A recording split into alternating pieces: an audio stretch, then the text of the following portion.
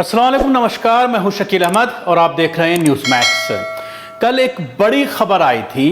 आसिफ तन्हा और उसकी दो साथियों को, जो स्टूडेंट है जेएनयू की, सीए केस में जो गिरफ्तार किया गया था उसमें जमानत दी गई थी दिल्ली हाई कोर्ट के जरिए, और एक बड़ा डिटेल्ड फैसला आया था जिसमें दिल्ली पुलिस की चार्जशीट के ऊपर सवालात खड़े किए गए थे।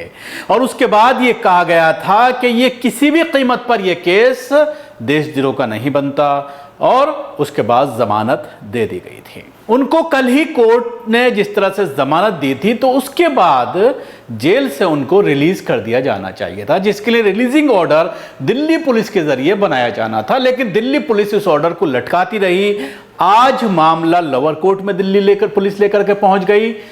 कड़कड़डूमा कोर्ट में जल्द से जल्द रिलीज करने की बात जो आरोपी हैं आसिफ तन्हा और उनके साथी देवांगा, उन्होंने ये कहा कि जल्द से जल्द कोर्ट के जरिए रिलीज का ऑर्डर जारी किया जाए। दिल्ली पुलिस को निर्देश दिया जाए कि वो ऑर्डर जारी करें। लेकिन दिल्ली पुलिस ने ये कहा कि हमें एड्रेस वेरीफाई करना है, इसलिए उसमें वक्त लगेगा।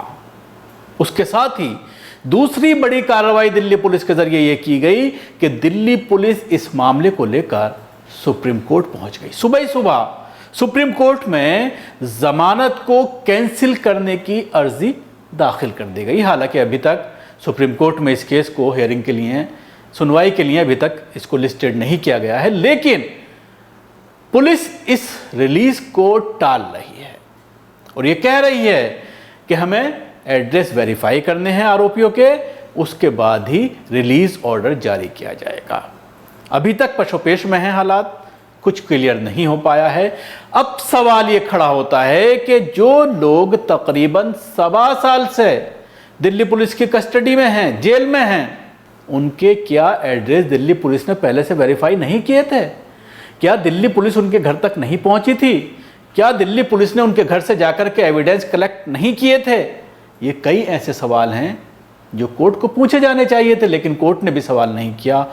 कड़कड़डूमा कोर्ट का ये मामला है, जिसके बाद सोशल मीडिया पर सवाल खड़े हो गए हैं दिल्ली पुलिस के, और ये भी सवाल किया जा रहा है कि क्या दिल्ली पुलिस का ये अपना जजमेंट है, दिल्ली पुलिस खुद इस मामले को टाल रही है, या फिर इनको ऊपर से निर्देश दिए जा रहे हैं अमित शाह के जरिए, होम मिनिस्ट्री के जरिए।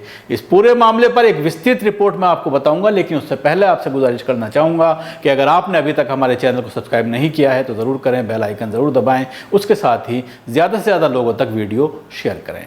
जब ये मामला कड़कड़डूमा कोर्ट पहुंचा तो इस पेचीदा घटनाक्रम में मीडिया को तनाषा नरवाल और देवांगना कविता की तत्काल रिहाई की मांग करने वाले आवेदन में दिल्ली की अदालत की सुनवाई में शामिल होने से आज रोक दिया गया। इन्हें दिल्ली उच्च न्यायालय ने कल दिल्ली दंगों के मामले में जमानत दी थी। ये बताया गया कि कड़कड़डूमा कोर्ट के समक्ष चल रही आभासी सुनवाई में मीडिया कर्मियों को हटा दिया गया था और न्यायाधीश ने यह स्पष्ट कर दिया था कि मीडिया को अनुमति नहीं दी जाएगी।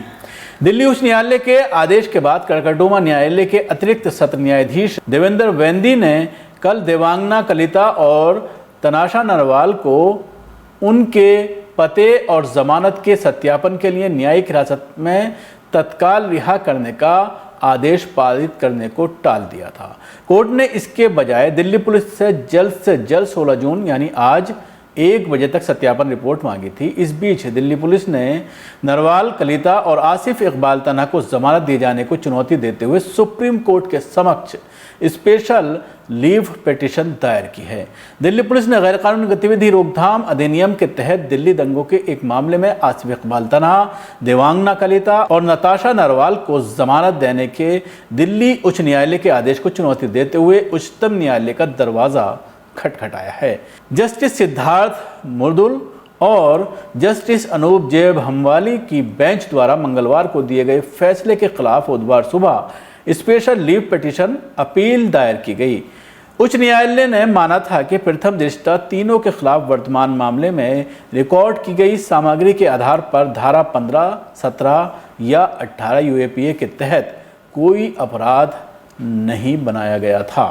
तो आप दिल्ली पुलिस की मंशा के बारे में आप इससे अंदाज़ा लगा सकते हैं कि किस तरह से दिल्ली पुलिस की जब कल दिल्ली हाई कोर्ट में काफ़ी किरकिरी हुई और ख़ासतौर से ये कहा कि जिस तरह से यूएपीए इनके ऊपर लगाया गया है, जो चार्जशीट दायर की गई है उसके हिसाब से इनके ऊपर यूएपीए नहीं बनता।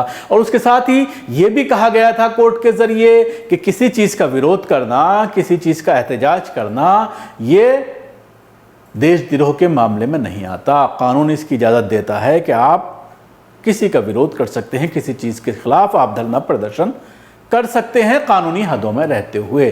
तो जिसके बाद दिल्ली पुलिस को लगा कि पूरा मामला उसके खिलाफ जा रहा है और पहले तो उनको रिलीज़ ऑर्डर जारी नहीं किया गया, उसके लिए बहाना बनाया गया एड्रेस वेरिफिकेशन का, और उसके बाद आप देख सकते हैं कि किस तरह से चालाकी के साथ दिल्ली पुलिस ने सुप्रीम कोर्ट में याचिका दायर की है ताकि इनकी ज़मानत कैंसिल कर दी जाए। किस तरह से लोकतंत्र का कत्ल हो रहा है। ऐसा कभी नहीं हुआ कि रिलीज़ ऑर्डर के लिए घंटों इंतज़ार करना पड़े। होता यह है कि दोपहर तक जब कोर्ट का, हालांकि सुबह 11 बजे कल फैसला आ गया था हाई कोर्ट का, 11 बजे तमाम पोर्टल पर, तमाम चैनल पर यह फैसला अपलोड हो गया था, तमाम जगह ये खबरें चल गई थीं।